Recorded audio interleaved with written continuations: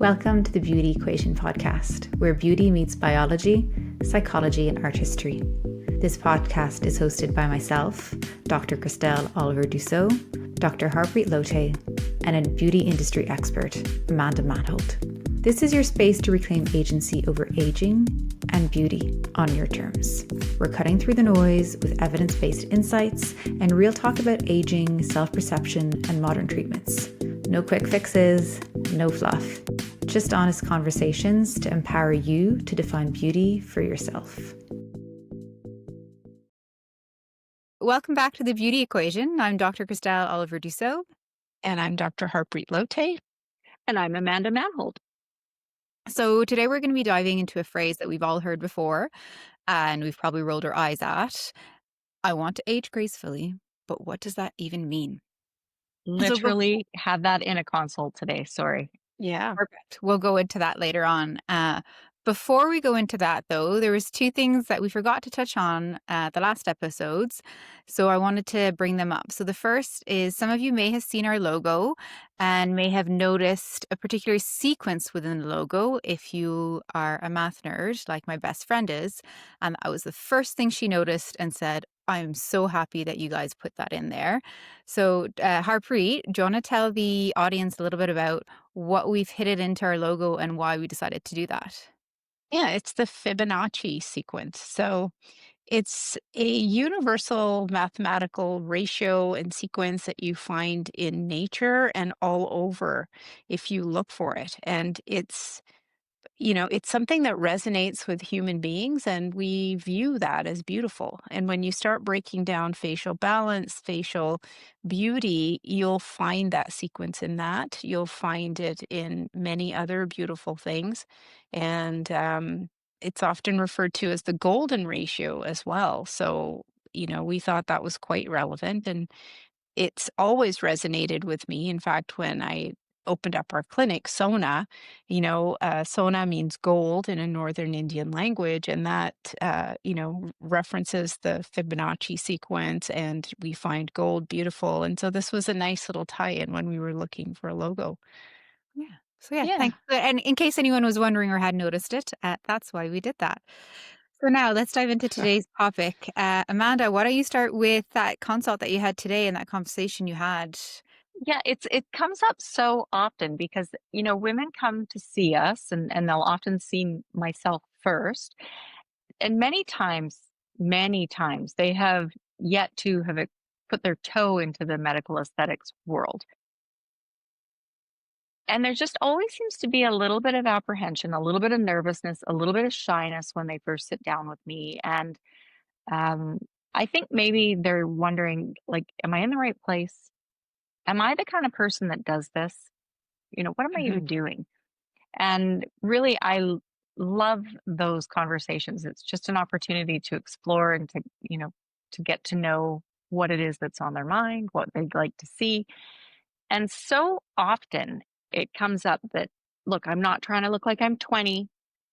I want to age gracefully. And it feels like this phrase that we lean on when we don't know how to say what we want, but we know we don't want to not look like ourselves. It's fascinating to me. I think And it's a phrase that you actually hear used by women, but also I'm going to say almost against women too, because it's so nebulous and so sort of fine line-ish that as a woman out there, how do you toe that line without crossing the line? And, what does crossing the line mean? This idea of graceful aging, you're either look too young or too old or too unkempt. I don't even know what that means.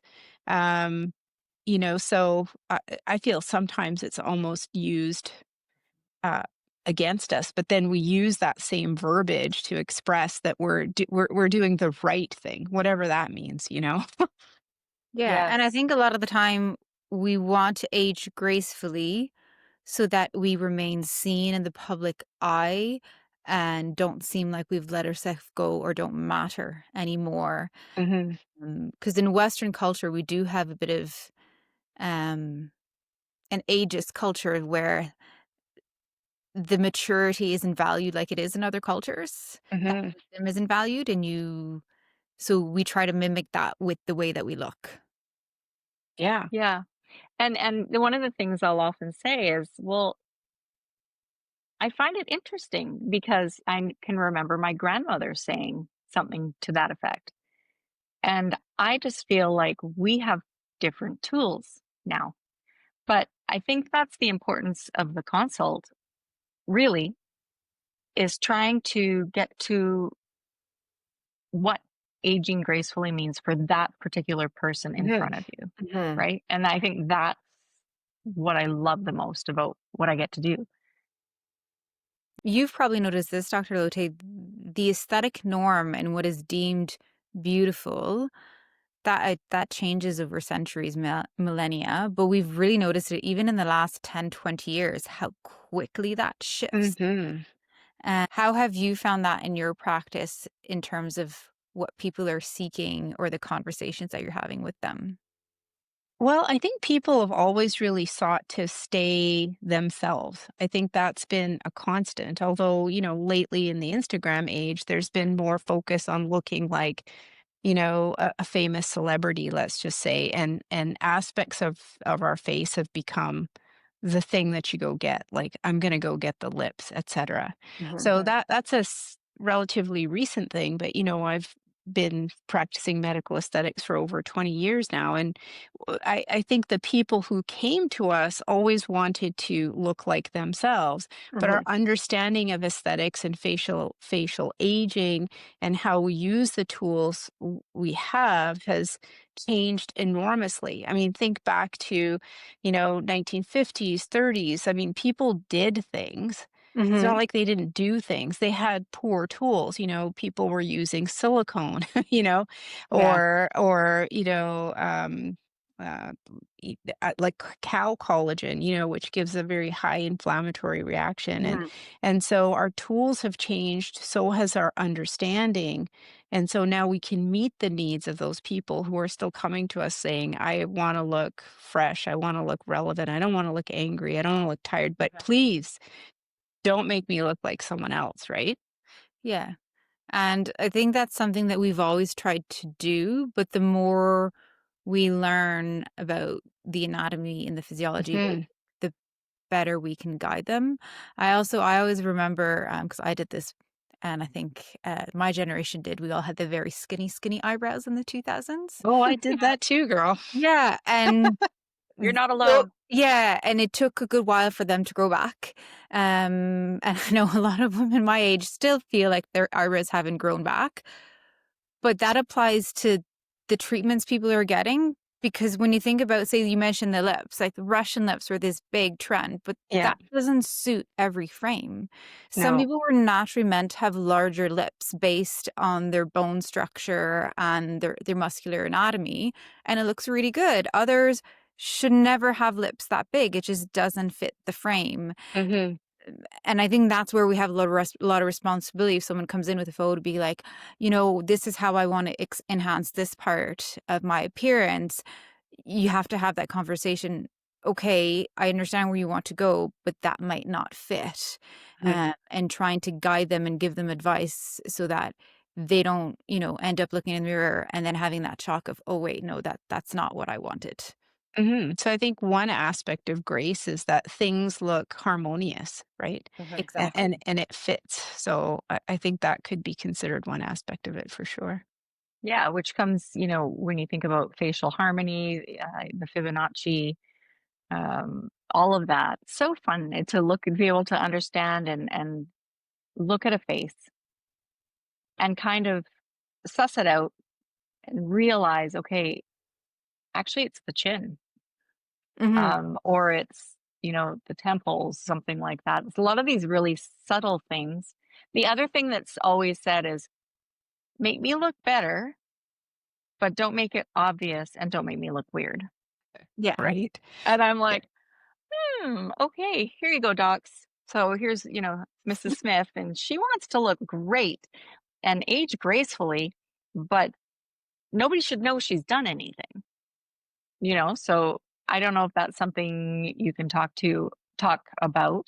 You Yeah, know, I mean, you're both so skilled at that. I think it's really hard to make someone look done. Like when you see and notice work, like especially if I think about people who come in and get fillers, like I want to get a little bit of enhancement, but I don't want people to realize. Am often shocked when I see work and I can notice, like people who aren't in our industry can notice it. And I'm like, how much product was used to achieve that? yeah, Oh, I think it's yeah, easy to make somebody look weird. yeah. I think it's It's easy. it can be a little bit in the wrong spot Fair that enough. Yeah. Yeah. anatomically doesn't belong there for sure. I think the challenge when people make that statement is that subtlety means different things to different people, just like Mhm. grace. Mhm. And, it may be subtle changes in a particular feature that they super identify with. Let's take like a cleft chin, right? Yeah, Or a it's little a good one. dimple that people have in the chin. Um, you know, if you were to inject that with a very little product, you could create a very subtle change that nobody would notice, but it Mhm. would be so obvious to the person True. and make them feel not look like themselves. So I think that that's one aspect of aesthetic medicine that we often don't talk about. It's not just about injecting, it's also about understanding visual perception Mhm. of your patient. And that involves like our visual skill, noticing, Mhm. but then being able to talk to the person and understanding what they're telling you and helping them notice what they notice, right? So Yeah. it's interesting, I really find that's where interesting. the photos come in so handy, especially like before and after. Sometimes they'll notice something at the follow up that wasn't there and they didn't think that was there initially, but it's Exactly. always been there all along. But Yeah. now that the first issue that they came in to discuss um, has been tweaked and their eye now leans in on something else.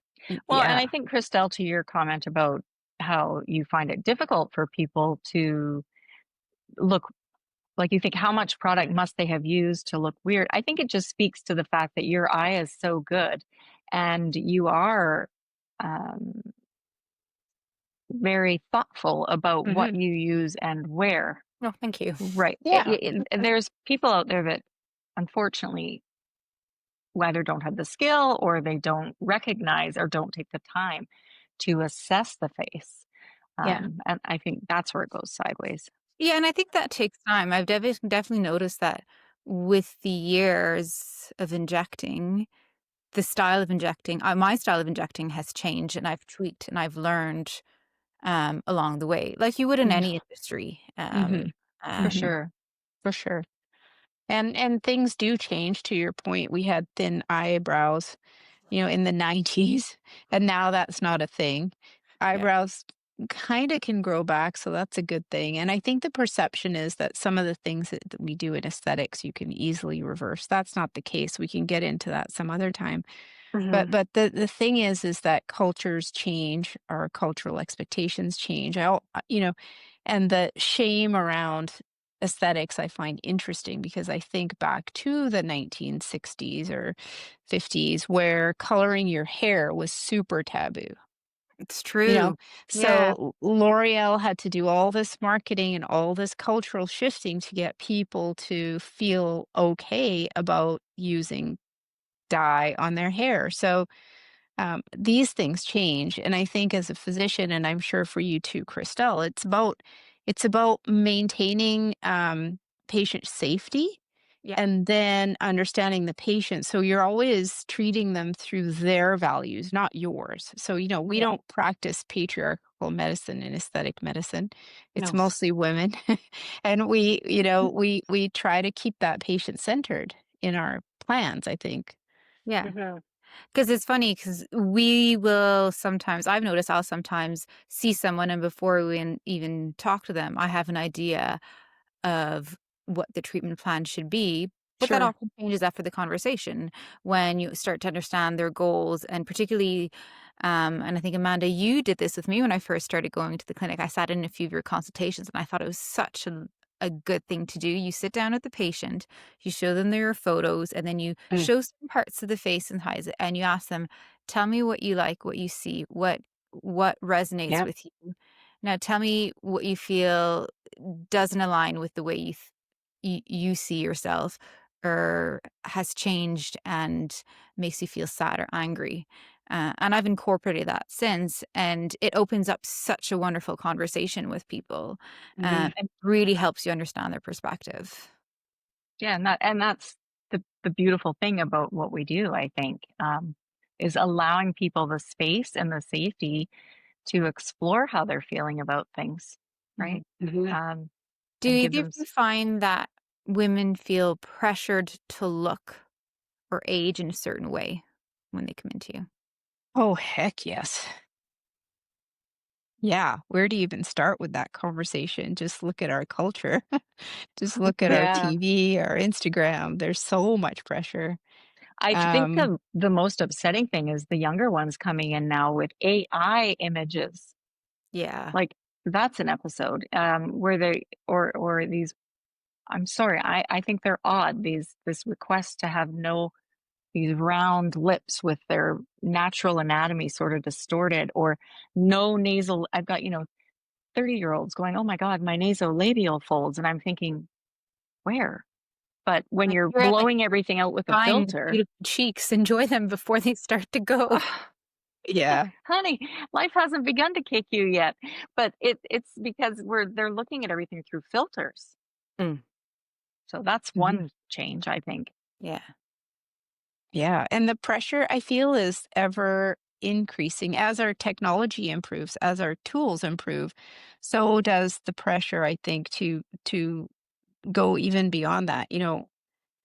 I'll bring up the Kardashian mom, Yeah. who at 70 looks like she's 30. And, the first thing that came to my mind is like, when does it stop? Like, when do we get to not have the pressure to be a certain way? Because all Yeah. of these sort of standards are becoming increasingly more difficult to achieve without some sort of intervention, right? Um, like, look at And the I think Golden that Girls. yeah. Yeah, I know the They Golden look Girls. different, They were my age. right? Yeah. I think they all had facelifts, though. I'm just saying, because I started watching it again and I was like, okay, if I can just get past the hair, they had pretty decent jawlines. Yeah. Uh, so, they were Yeah. doing things. Oh, they were doing things, but the standard's different, right? The standard was different. Totally. And I Yeah. think if we just stick to Hollywood, we're gonna have a very distorted view of what's normal and achievable. And if you travel and look around the world, there are lots of places where the aesthetic practice is completely different. And you're seeing women walking around with their gray hair. They have a few fine lines, but their skin is really healthy. And you can Mhm, had some like to a trained eye, you can tell they've had something done, but it's so subtle that you really wouldn't know. mhm, Um, and I have to say, I have a good few friends who are hairdressers, and they're getting more and more requests to blend in their grays and go mhm. natural. And I'm really liking that. No, I I'm wonder gonna how do it. that would translate into the aesthetic field if with this movement to age more naturally and maintain features and have some lines and something that shows that you've gained a certain maturity. Mhm, that's a great question. I can see that too. I think the one thing that won't change is people will always want to not look tired and not look angry Yeah. and not have and unfortunately those impressions start to happen as just a result of normal physiologic aging. That Right. won't change, but I'm super interested in seeing how that embrace of age with like the gray hair and stuff, how that will translate. Yeah, for Yeah. sure.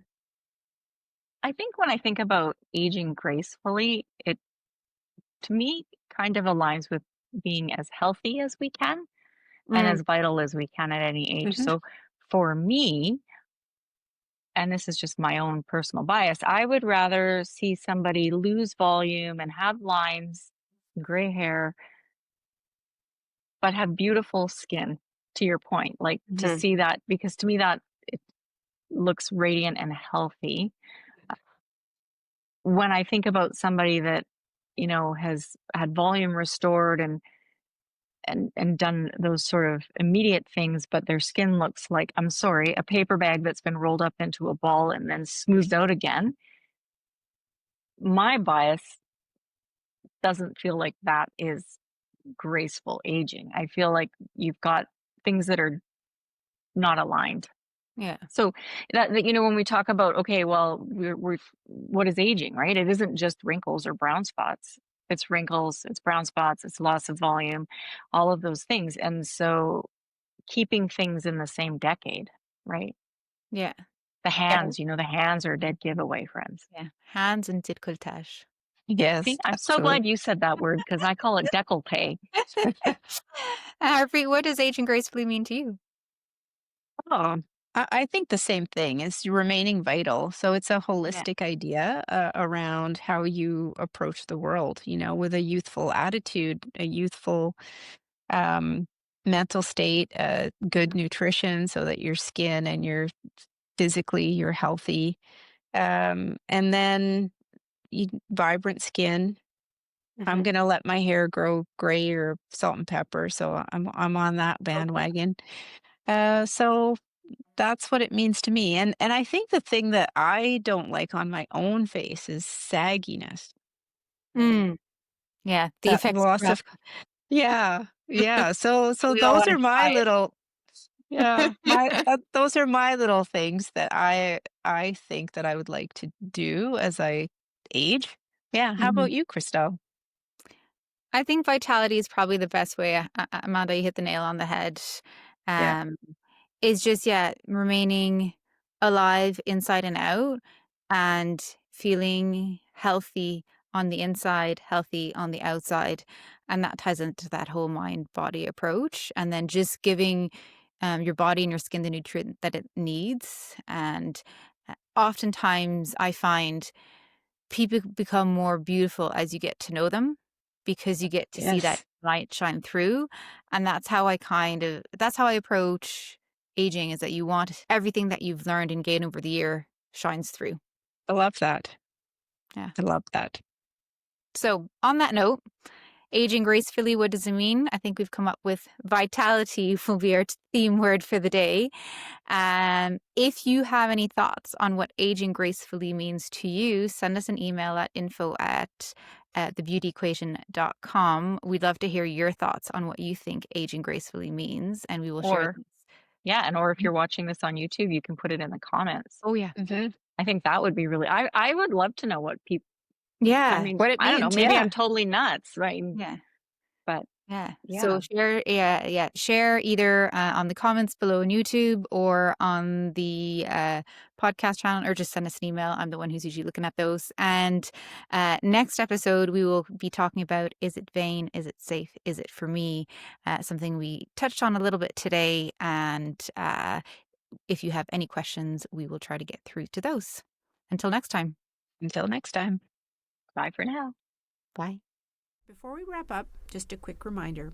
While we're medical professionals, everything shared on the Beauty Equation is for informational purposes only and isn't intended as medical advice. This podcast doesn't establish a doctor-patient relationship, and any medical or aesthetic decision should always be made with a qualified healthcare provider. Our views are our own and don't necessarily reflect those of our employers or affiliated organizations. And remember, the field of aesthetics is always evolving, so information may change over time. See you next time on The Beauty Equation. Thank you for tuning in today. If you enjoyed today's episode, don't forget to like, comment, and share it with someone who might need to hear it too.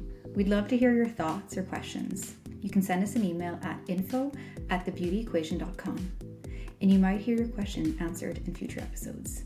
You can also find us on Instagram at Dr. Christelle MD, at H. Lotay MD, and at Crow's Feet and Confidence. Until next time, keep questioning the equation.